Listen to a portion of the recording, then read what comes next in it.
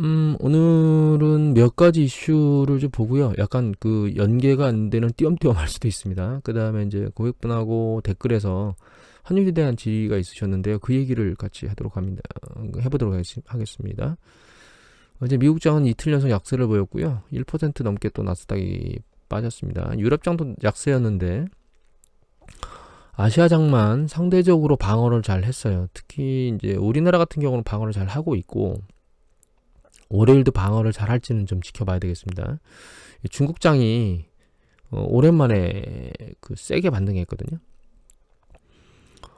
중국장이 추세를 전환할지는 상황을 좀 지켜봐야 될 것 같고 저는 이게 세게 더 밀고 올라가지는 못할 거라고 생각하고 있습니다. 여러 가지 외관 여건이나 이런 상황을 놓고 보면 중국장이 세게 올라가기가 쉽지 않을 거라고 보고 있습니다. 나스닥이요, 5시간 봉으로 보면, 지난번에 그 손정희 씨 사태로 인해서 급락했던 저점 찍었던 걸 지금 깨고 내려왔거든요. 근데 이제 이게 아직 깬 정도가 미진하기 때문에 상황을 지켜봐야 되겠지만, 좀 잘 봐야 될 건 여기 보시면 거래가 폭증했어요. 매도 물량이 많이 나왔다는 뜻이죠. 그 부분이 그 좀 지켜봐야 될 것 같아요. 밑으로 계속 그 매도 물량을 쏟아 부으면서 그걸 못 받으면 밑으로 확 그 곤두박질 수 있는 상황을 보이고 있는 게 아닌가 이런 생각을 하고 있고, 환율 부분은 뭐 여러 가지가 있을 거예요. 예를 들면 뭐 외국인 투자자 동향도 관련이 있을 거고,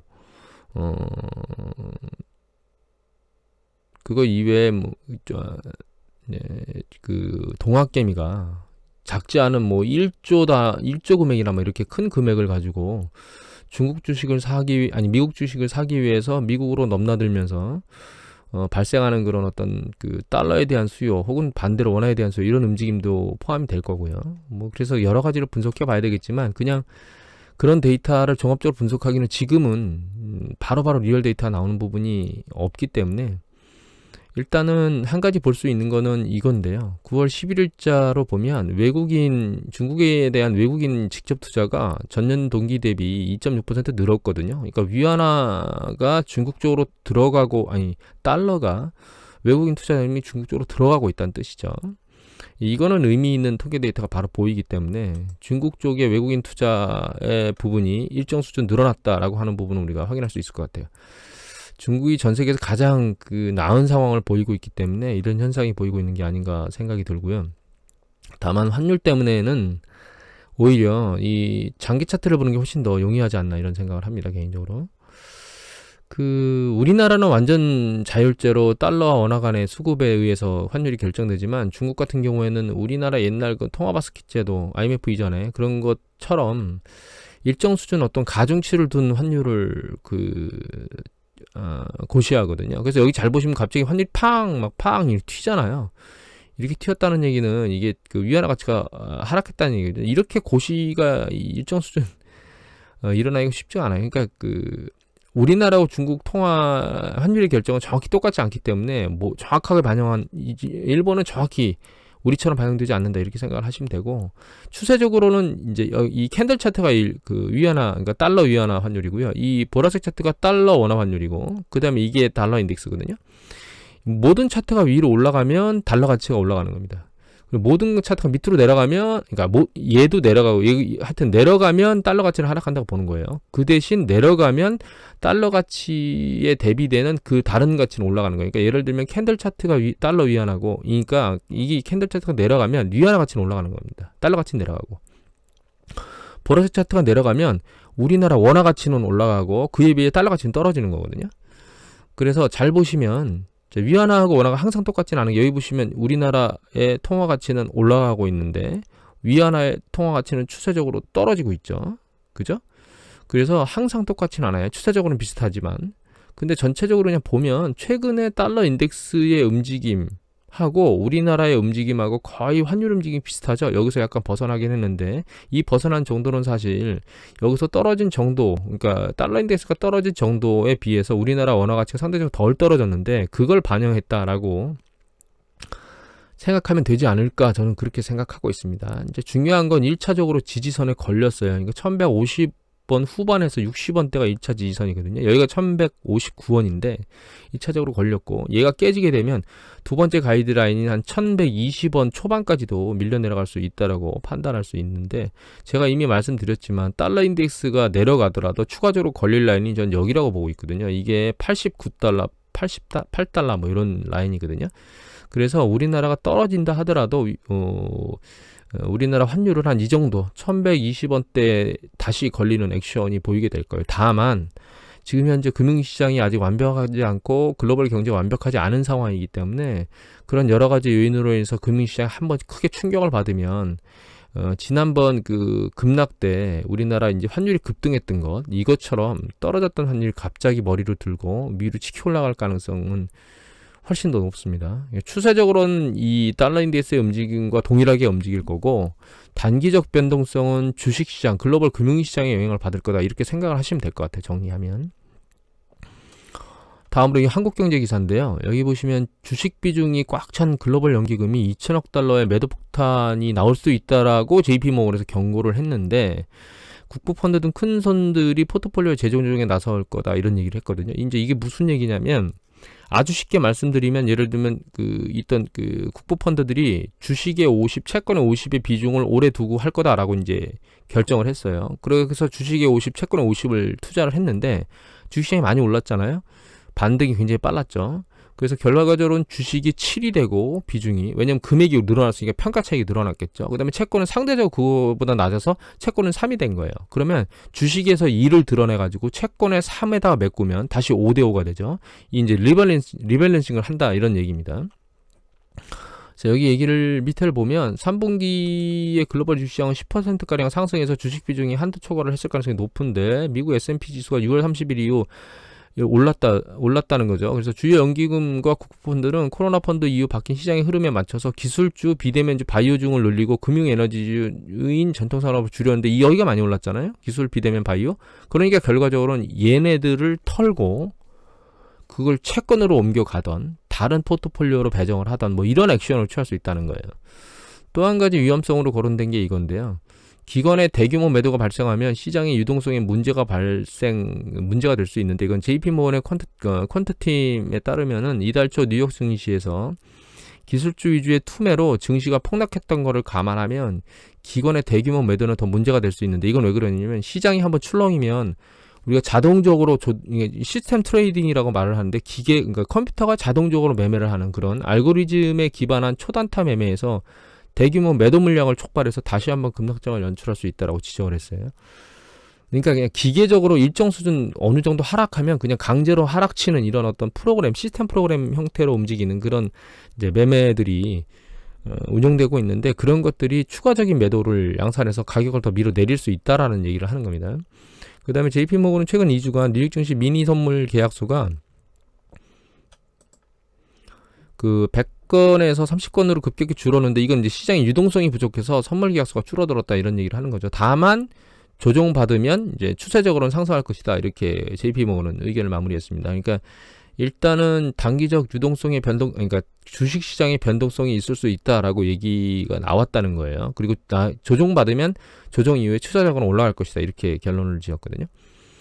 제가 여기서 매도 물량이 급격하게 늘었다고 얘기를 드렸잖아요. 이 부분이 과연 이 부분이 이 일과도 연계될 수 있다라고 하는 생각을 한번 해보면, 매도 물량이 훨씬 더 많이 쏟아져야 될 것 같고, 더 많이 쏟아져야 될 것 같고, 이제 그 부분을 받쳐주지 못하면 밑으로 이제 빠른 속도로 더 떨어질 수도 있다, 이런 생각을 해봤습니다.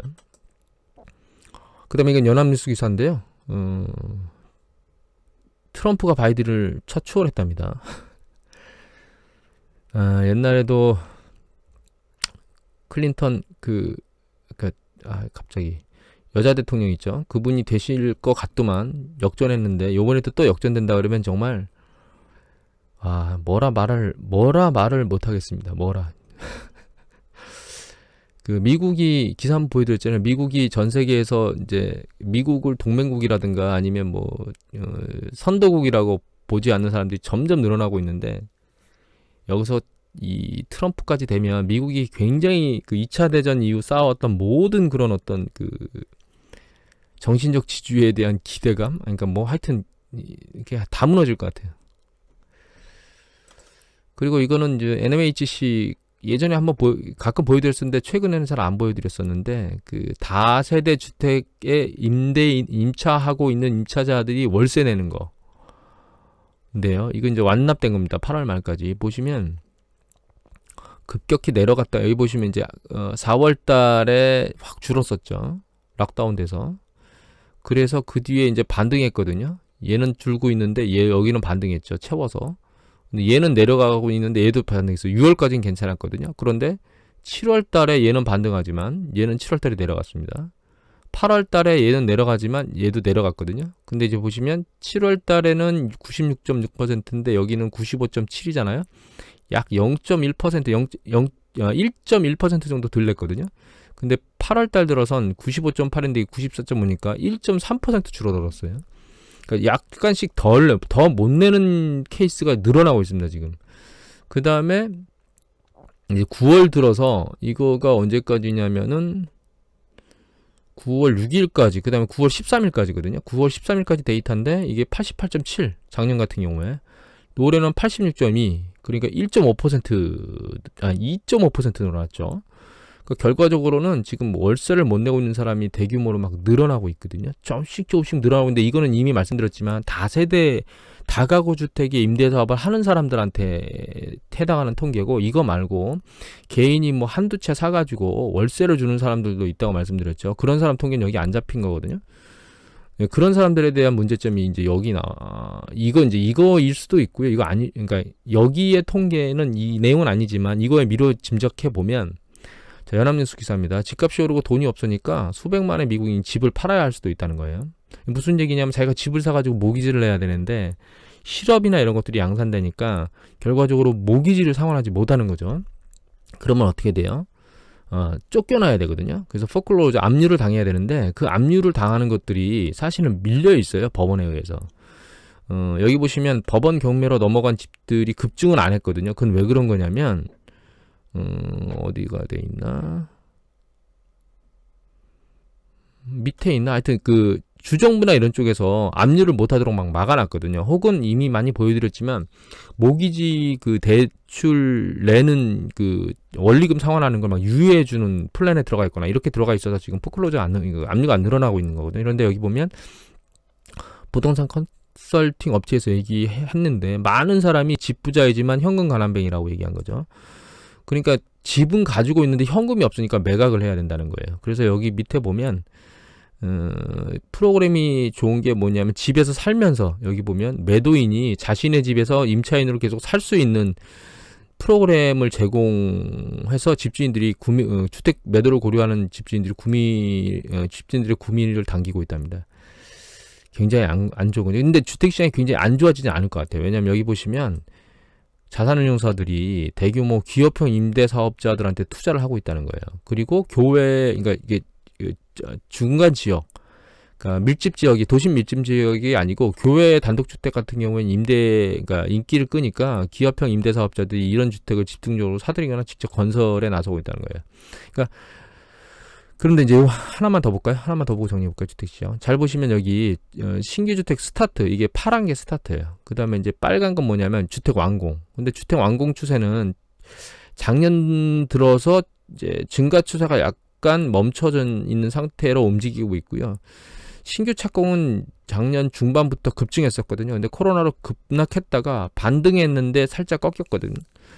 상황 추이는 지켜봐야 되겠지만 주택 시장 자체가 눌러앉지는 않을 것 같아요. 그런데 주택 가격 지수 전체로 놓고 보면 지수 전체의 움직임은 그렇게 긍정적이지는 않을 것 같습니다. 왜냐하면 지금 여기 뉴스 기사에 나왔던 것처럼 선호하는 게 두 가지 포커스가 있죠. 하나는 현재 집을 가지고 있는 사람들 중에 모기지를 못 내는 사람이 팔아야 되는 상황들이 있다. 도심 지역에도 이런 사람들이 많겠죠. 그럼 도심 지역에 있는 사람이 집을 팔고 외곽 지역으로 넘어가거나 혹은 그렇지 않더라도 외곽 지역에 대한 수요가 많기 때문에 결과적으로는 외곽 지역에 있는 가격은 올리겠지만 도심 지역에 있는 가격은 상대적으로 약세를 보일 가능성이 높아서 그것이 믹싱돼 있는 주택 가격 지수는 상승 추세가 둔화되거나 하락할 가능성도 있다고 사실 보입니다. 아무튼 이제 이 얘기를 드린 이유는 미국에 있는 그 현재 많은 가게들이 여러 가지 그 코로나 사태로 인해서 유예해주거나 뭔가 그 계속 거기를 지킬 수 있는 그런 액션을 취하고 있기, 그런 것들에 의해서 보호받고 있긴 하지만 이것이 지속될 수는 없고요. 또 한 가지는 만약에 한두 차를 임대하는 사람 같은 경우를 생각해 보세요. 개인이. 그러면 이거 최악이겠죠. 그런 부분을 생각해 보면 꼭 임차인만 보호할 수는 없는 부분이거든요. 그런 것들이 양쪽이 충돌해서 미국은 지금 상황이 굉장히 어렵다라고 하는 걸 그냥 미루어 짐작해 볼 수 있을 것 같은 사태인 것 같아요.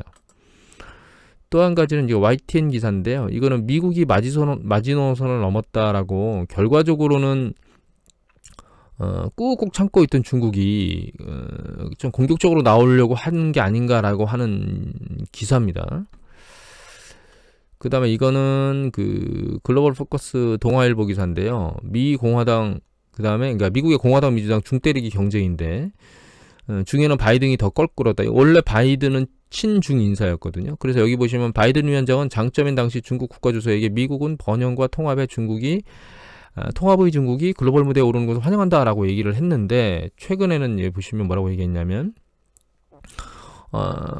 바이든 전 부통령 올해 초 열린 민주당의 대선 후보 경선 토론에서 시진핑 국가주석을 민주주의의 뼈가 없는 깡패라고 얘기를 했거든요. 완전히 독설을 퍼본 거죠.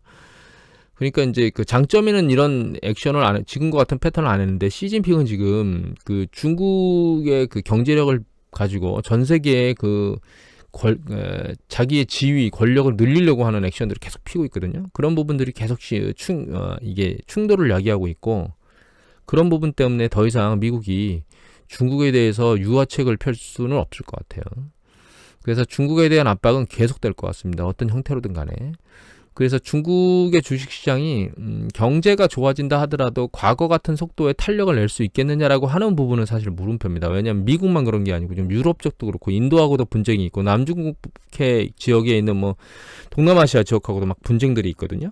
그런 상황에서 경제활동이 코로나 이전으로 완전히 돌아간다 하더라도 그 이전의 추세 패턴을 잘 이어갈 수 있겠느냐고 하는 부분은 조금 의문점인 것 같아요. 그래서 중국 포트폴리오는 중국 주식시장이 정말 그 다른 국가들하고 이탈돼서 움직이는, 그러니까 예를 들면 다른 국가들은 올라가고 있는데 중국 주식은 이탈돼가지고 오르지 못하고 일정 수준 충분히 조정받은 뒤에나 들어가야 되는 그런 패턴으로 지금 움직이는 게 아닌가. 코로나 이후에 가장 대응을 잘 하고 있는 국가이긴 하지만 추세적인 그 전체적인 뉘앙스로 보면 중국 투자는 상대적으로 긍정적이진 않은 것 같습니다.